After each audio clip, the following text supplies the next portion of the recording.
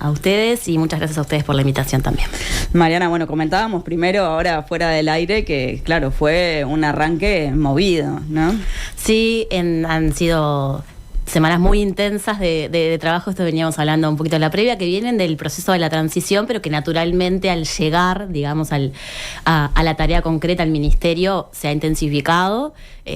Veníamos diciendo un poco, hay un poco de cansancio, pero con ese cansancio, con la alegría de saber que, bueno, que estamos pensando cosas para transformar la realidad. Entonces tienen ese gustito lindo que está bueno tener. Ayer, y por eso también pensamos en ese marco, esta entrevista se desarrolló una actividad pensando en la autonomía económica de las mujeres, en el marco del mes de la mujer, un tema sobre el que tú has hablado en otras ocasiones, las diferencias en materia de desigualdad de género en distintos ámbitos, y bueno, y ahora desde la mirada del empleo, ¿cómo estamos en ese sentido en nuestro país? Bien, esto como para contarles, en relación como a circunscribirlo a una mirada más allá de la Dirección Nacional de Empleo, de todo el ministerio, viene de este proceso de transición previo en el que bueno, con el conjunto de compañeras que nos tocaba asumir estos lugares de responsabilidad, pensamos algunas líneas estratégicas de trabajo y sobre todo, bueno, también a pesar de que nuestras funciones iban a iniciar el 1 de marzo y eso tiene un desafío natural que es llegar, y ese desembarco implica muchas cosas, no queríamos pasar por alto lo que implica, bueno, el 8 de marzo puntualmente y esa mirada más global que es el mes de las mujeres, que además todas y todos los que estamos en esto tenemos muy claro que no tampoco termina ahora en marzo, ¿no? Que es un desafío que trasciende cualquier fecha posible. En ese sentido, bueno, en particular también con algunas compañeras nos planteamos una agenda de trabajo que planteara algunos hitos en función de algunas señales también que queríamos dar, porque en parte también tiene que ver, bueno, con jerarquizar el tema, ponerlo arriba de la mesa, plantear algunas estrategias de trabajo, y en ese sentido marcamos 3 actividades. Esta última del miércoles fue la actividad de cierre de alguna manera, aunque como les decía, los desafíos están lejos de cerrarse, pero iniciamos con un ciclo que tuvo una primera actividad. Ustedes tuvieron hace algunas semanas a Marcela Barrios, la compañera que es directora nacional de trabajo. En esa primera actividad se firmó un convenio con el Ministerio de Desarrollo Social para incorporar la dimensión de cuidados y en particular la corresponsabilidad en el mercado de trabajo con un foco en la negociación colectiva. Nos parece muy importante para justamente poder trabajar en esos lineamientos no salariales que se puedan incorporar estas perspectivas. La otra semana se planteó la reinstalación de la CETIOTE, que es la Comisión Tripartita para la Igualdad de Oportunidades y Trato en el Empleo, que es una comisión histórica que tiene 30 años de historia, pero que, digamos, en el último tiempo no había tenido el impulso que algunas de las personas vinculadas con el tema y que han liderado esperaban, y se reinstala ese ámbito que además tiene esa riqueza que tiene que ver con que sea tripartito, donde están las cámaras, donde están los trabajadores y las trabajadoras, donde está el gobierno, donde están mujeres, para plantear justamente algunos de estos temas. Esa comisión que tiene una riqueza histórica, como les decía, muy importante. Por ejemplo, en su momento trabajó el anteproyecto de trabajo para regular el trabajo doméstico. Y esta última actividad que ustedes mencionaban tuvo que ver con sentarnos a pensar. Quizás era de las 3 la más abstracta, porque no era la firma de un convenio, la restauración de una comisión, como en algo más concreto, pero sí tiene atrás la voluntad de jerarquizar el tema y plantear la voluntad política de tratarlo, lo que tiene que ver con el empoderamiento económico y en particular el tránsito hacia la autonomía económica. En el sentido no solamente un empoderamiento vinculado a la generación de ingresos propios, sino al concepto de poder, el empoderamiento como la posibilidad de tomar y ejercer decisiones, y que además está muy vinculado con los recursos, con el acceso a los recursos, el control y la posibilidad de que sea en igualdad de condiciones con los hombres. Nosotros hablábamos más temprano, Mariana, que había unos datos relevantes en lo que tenía que ver con la tasa de empleo y la desigualdad de género. ¿Qué ha pasado con este indicador en los últimos años? Sí, en relación a eso pasa algo como bien interesante, porque ustedes saben que la participación de las mujeres en el mercado de trabajo, producto de dinámicas sociales muy amplias, ha aumentado en las últimas décadas, ¿no? Las mujeres nos hemos incorporado mucho más al mercado de trabajo, y eso, bueno, naturalmente está muy bueno. Lo que pasa que hay otras dinámicas que han sucedido, por ejemplo, en el ámbito familiar que no han cambiado, ahora podemos hablar un poco de eso también, pero esa incorporación de las mujeres en el mercado de trabajo igual representa muchas brechas. Entre ellas, por ejemplo, la tasa de empleo, que la brecha en relación a los hombres, por ejemplo, desde el 2021 se viene aumentando. Eso va claramente en detrimento de lo que buscamos, y ahí hay muchas oportunidades y desafíos para trabajar. Y si a eso le incorporamos esta dimensión que les decía, que naturalmente lo que se ve es que hay un cambio en algunas dinámicas en donde las mujeres ingresan más al mercado de trabajo, pero no hay un cambio en las dinámicas familiares, o por lo menos no de la misma magnitud. Entonces las mujeres ven impedidas sus posibilidades de participar más en el mercado de trabajo, porque tenemos en Uruguay una dedicación de el doble de tiempo, casi el doble de tiempo que los varones, a las tareas del trabajo no remunerado, y como ustedes saben están asociadas a los cuidados, a las tareas domésticas, y eso implica que inhabilita a aquellas mujeres que quieren participar más en el mercado de trabajo de hacerlo, y a las que lo hacen les genera una doble o a veces triple jornada laboral. Pero ¿y por qué se ha dado este crecimiento desde el 2021? Y bueno, en realidad también la pandemia jugó un rol, y yo creo que las políticas también juegan un rol en tratar de minimizar. ¿Faltaron políticas sociales entonces durante este periodo, o hubo algún retroceso de políticas que ya estaban?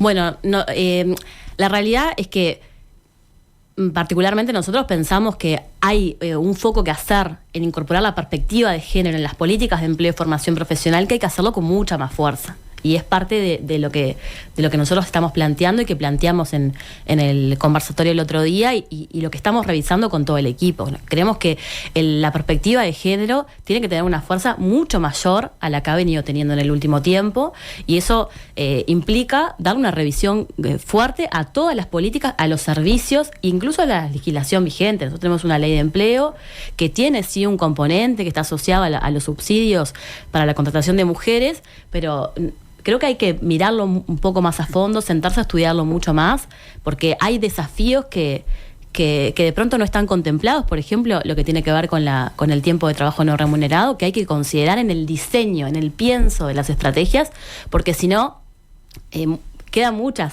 mujeres por el camino. Y bueno, justamente es lo que no queremos, ¿no? Más allá de esta modificación legislativa, ¿qué otras políticas se pueden impulsar en este sentido desde la Dirección de Empleo? Sí, como les decía, estamos haciendo una revisión como bastante general de todos los instrumentos, y nos encontramos en esto que les decía, que muchas veces desde el diseño no está planteada esta perspectiva. Por ejemplo, para darles como un ejemplo bien concreto que se entienda, en los servicios públicos de empleo, sí, nosotros damos los servicios de orientación e intermediación laboral, y por ejemplo una mujer se acerca a uno de esos servicios, a un centro público de empleo, y se encuentra, puede ser, digamos, beneficiaria de una entrevista de orientación laboral que la ayude como a construir ese proyecto. Y en esa entrevista no hay un componente de cuidados a la persona, o no hay un registro, por ejemplo, claro de cuántos hijos e hijas tiene esa mujer. Y eso, naturalmente, como les decía, impacta en las posibilidades de construir un proyecto laboral, en que se la pueda ayudar a pensar o a intermediar laboralmente para ver en qué sectores, en qué áreas, qué posibilidades puede conjugar con sus horarios, con su dinámica familiar, para poder insertarse, pero además también porque incluso para algunas mujeres que no han tenido oportunidad de insertarse en el mercado de trabajo en otros sectores, pero toda la vida han cuidado, hay una expertise que es muy invisible y que no se ve, asociada a esos cuidados que ha desarrollado a lo largo de su vida, que de pronto le pueden permitir que se pueda dedicar a trabajar de manera remunerada en eso. Y ahí nosotros tenemos un rol para jugar fuerte en términos de la formación, para poder generar que esa oportunidad se vea también transformada en una oportunidad de calidad, y además también en la certificación de esas competencias que son a veces muy invisibles, pero que están ahí. Y si vemos el mercado de trabajo, ¿cuáles son los sectores donde las mujeres consigan más empleo?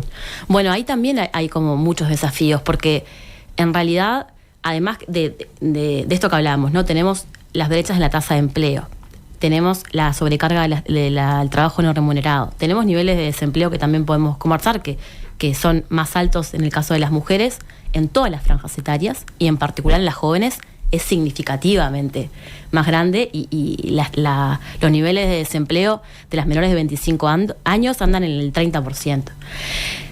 Está el subempleo también, ¿no? Que eso también, seguramente la conclusión que podemos sacar esté muy asociada con el tema de los cuidados, porque hay algo ahí también del querer trabajar más y no poder, que también son brechas que se han ido creciendo en los últimos años en particular. Incluso el último dato que tenemos en la encuesta continua de hogares nos da un valor muy similar al de 18 años atrás.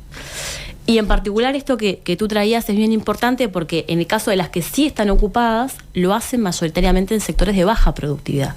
Y eso es un desafío enorme. Si nosotros miramos las ramas de actividad que tienen más alta productividad, las mujeres, su participación en esas ramas no supera el 50%.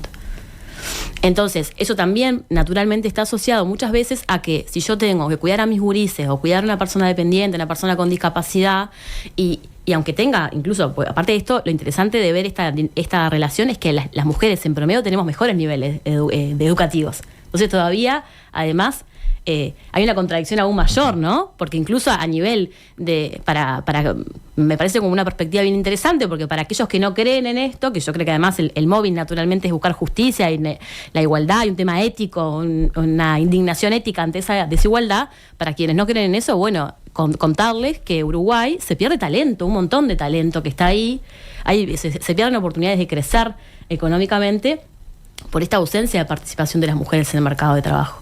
Hay algunos estudios, por ejemplo, del Banco Mundial de hace algunos años, que decían que la exclusión de las mujeres en el mercado de trabajo genera una pérdida más o menos en la producción per cápita cercana al 12% del PIB. Es un montón. Entonces, para aquellos que tienen una mirada quizás mucho más economicista o utilitarista, viene bien saber esto, porque yo sí creo en esto profundamente, lo milito y lo trabajo con una convicción que además asociada a un programa de gobierno que es el que la ciudadanía apoyó y que vamos a llevar a cabo, pero incluso sacando todas esas valoraciones de carácter ético y de justicia, hay un componente claro que tiene que ver con las oportunidades de crecimiento económico que nuestro país se pierde por esa exclusión. Claro, si no lo miras desde el punto social, por lo menos mirarlo desde el lugar economicista. Absolutamente, y tenemos como mucha evidencia, no es mi opinión o la tuya, hay evidencia, como les digo, por ejemplo, de instituciones incluso externas, el Banco Mundial, el ejemplo que les ponía, ese dato es un estudio del Banco Mundial de hace un par de años, que muestran con mucha claridad esta debilidad o más bien también las oportunidades de crecimiento que tenemos si nosotros trabajamos en políticas fuertes que ayuden a que esa incorporación en el mercado de trabajo se dé en mayor medida y se dé también con una mirada que apueste, por ejemplo, a sectores estratégicos, a generar mejores condiciones de trabajo y con eso mayores oportunidades, ¿no? ¿Qué pasa con los cargos, no? ¿Qué sucede en los distintos sectores si se miran los distintos niveles de jerarquía en cuanto a la participación de hombres y de mujeres? Bueno, ahí hay como un desafío enorme, que además es bien representativo de todas las dinámicas de la sociedad, porque nadie se salva. Y con esto quiero ser clara, o sea, nadie se salva. El sector empresarial no se salva, pero tampoco se salvan las cooperativas y el movimiento sindical, ¿no? O sea, no se salva a nadie acá, porque hay un problema de subrepresentación de mujeres en lugares de decisión que permea, que está asociado, bueno, obviamente a una mirada desde lo cultural, los roles de género. El análisis es como bien complejo, pero afecta a distintos niveles. El otro día en el conversatorio estaba presente el INACOP, que para nosotros era como una señal también política muy importante incorporar a las compañeras en la mesa. Es la primera vez en la historia que hay 3 mujeres al frente del Instituto Nacional de Cooperativismo. El movimiento cooperativo no ha estado exento de la subrepresentación de mujeres en lugares de decisión, y en las cooperativas las habitan muchas mujeres. Ahora, en los consejos directivos de las cooperativas no hay tantas mujeres como en la base, por ejemplo. En los organismos de la federación, en los organismos que nuclean a las cooperativas, tampoco hay tantas mujeres como las hay en la base. Y bueno, en el área sindical también sucede. Bueno, el propio PIT-CNT estableció en su momento la cuota para el secretariado ejecutivo. Bueno, en las cámaras empresariales, ni que hablar. Me ha pasado estar incluso en la mesa, en el proceso de transición, en esa mesa en la que son todos varones, y la cuota de género la teníamos las compañeras del ministerio que estábamos ahí. Son ámbitos muy masculinizados que muestran esta cuestión que tiene que ver con lo que llamamos el techo de cristal, la imposibilidad de ascender, ¿no? Porque hay un tema que está asociado con que las mujeres tenemos debilidades en nuestro ciclo de vida asociadas al mercado de trabajo a todo nivel, desde el acceso, la permanencia y el crecimiento.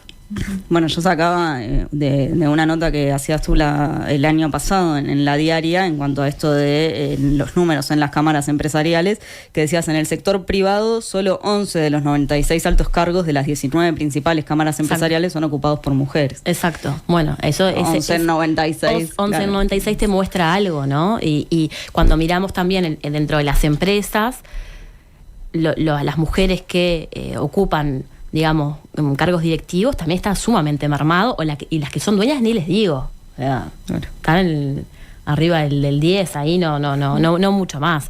Eso muestra como toda esa línea de trabajo que hay para hacer. Que el otro día en el conversatorio, algo que nosotros queríamos y que estuvo bien interesante fue la participación de Soledad Salvador, que es una especialista maravillosa de estos temas, que presentó un trabajo de ONU Mujeres que plantea escenarios de empoderamiento y justamente habla un poco de esto que estamos diciendo ahora.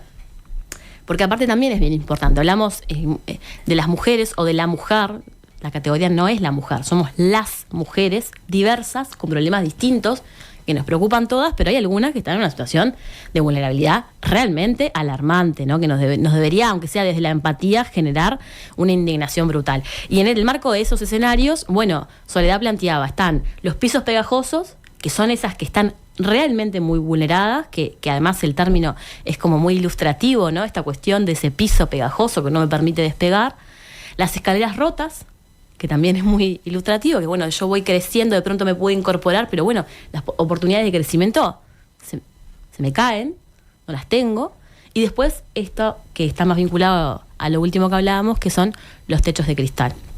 A nosotros del ministerio claramente nos preocupan todas las mujeres, todas sus realidades, pero como ustedes saben también, los recursos son muy limitados. Entonces, bueno, hay un foco que nosotros vamos a estar haciendo, que está asociado también con las líneas que el ministro ya ha planteado en distintos ámbitos. Y bueno, hay un foco natural que vamos a hacer en aquellas que están en situaciones de mayores vulnerabilidades. Hoy tenemos 200.000 mujeres que ganan menos de 25.000 pesos por mes.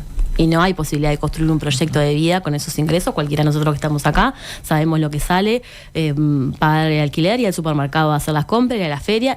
Es inviable construir un proyecto de vida sólido con esas inequidades además que hay en los ingresos, que son también muy preocupantes, ¿no? Tenemos una brecha salarial en Uruguay del 16%, que algunos estudios dicen que es como si las mujeres trabajáramos 60 días gratis al año. Sería como pensarlo de esa manera, en relación a hombres que tienen el mismo nivel el mismo lugar, por decir, de empleo, ¿no? En una cuestión equiparada. Bueno, es como si nosotros trabajáramos 60 días. Y además, en algunos casos, para quienes son muy detractores de esto, son brechas muy invisibles, porque capaz que no están asociadas al salario base, pero sí están asociadas a las horas extra que te doy, o a una compensación a la tarea específica. Mariana, y si miramos más allá de la cuestión de género, en términos generales, ¿con qué calidad y cantidad de trabajo se encontró la Dirección de Empleo? ¿De los trabajadores de la dirección mismo decís? No, de los trabajadores en su totalidad del país. Bien. Bueno, están estos desafíos arriba de la mesa y hay tantos otros, ¿no? Tenemos como les decía, por ejemplo, en el tema de los jóvenes, un desafío como muy grande para trabajar ahí, que está asociado a los niveles de desempleo, que además son estructurales. Como ustedes saben, el presidente y la vicepresidenta plantearon en Colonia hace algunos meses 48 medidas. Entre ellas se encontró la generación de 12.000 puestos de trabajo para jóvenes. Nosotros ya estamos trabajando en bajar a tierra esa propuesta para que pueda ser incorporada a la ley de presupuesto. Eso implica un trabajo con otras instituciones, claramente, por ejemplo, el MIDES de primera mano. Y en el marco de esa propuesta nosotros estamos considerando estas cosas. Va a haber cuotas, ¿sí?, para aquellas porque además de las mujeres tenemos un tema también vinculado a las interseccionalidades, ¿no? No es lo mismo yo, Mariana, que soy mujer blanca, universitaria, sí, me he enfrentado en la vida con un montón de obstáculos, pero claro, en relación a otras soy una absoluta privilegiada. Pero otro problema fuerte entonces es lo que tiene que ver con la juventud. Por supuesto. Y ahí tenemos, por ejemplo, la población afro, trans, va a haber cuotas que consideren eso.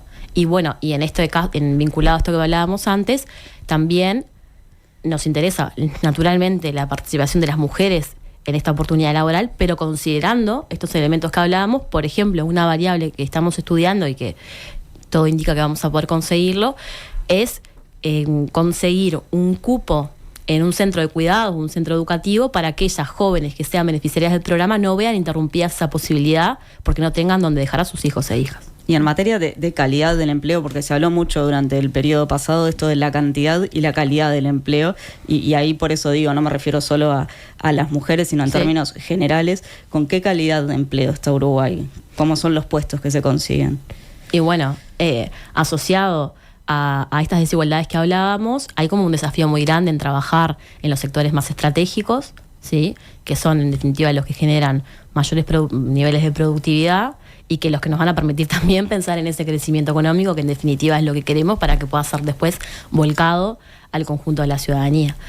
Ahí hay un enorme desafío para trabajar porque la generación de puestos de empleo, de muchos de esos puestos, han estado concentrados en algunas ramas de actividad de baja productividad que requieren un pienso mucho más estratégico, que impulse la participación. Y no es que insista con esto, pero bueno, en el caso de las mujeres es como muy evidente, ¿no? Esto que les decía, bueno, ahí hay un campo de oportunidad bien interesante para la incorporación a algunos sectores en donde no están, y que además está asociado también a los niveles, a la formación, porque estas desigualdades nacen de otro lado, y bueno, ustedes saben, la participación también de mujeres en las carreras tecnológicas, científicas, está muy mermada. Entonces, hay estos problemas requieren de una complejidad en el análisis que va mucho más allá del análisis concreto de un sector, sino como en una mirada más estratégica que está asociado a sentarse en la mesa con otros actores, con el sector privado, los trabajadores, pero también dentro del Estado, otras carteras que están netamente vinculadas con esto. Y asociado a la calidad del empleo tenemos la problemática de la informalidad. ¿Qué se puede hacer para combatir esto? Bueno, ese es un tema bien interesante. Quizás nosotros en la comparación con América Latina, muchas veces como somos los lindos de la lista y claro, y en esa relación a veces no se toma dimensión igual del desafío enorme que hay, que es muy grande, y que además en esas personas que están en esos pisos pegajosos de los que hablaba Soledad, pero no solamente las mujeres, los varones también, pero en esos niveles de más abajo, eso es impresionante, ¿no? O sea, porque nosotros podemos hablar de niveles de informalidad,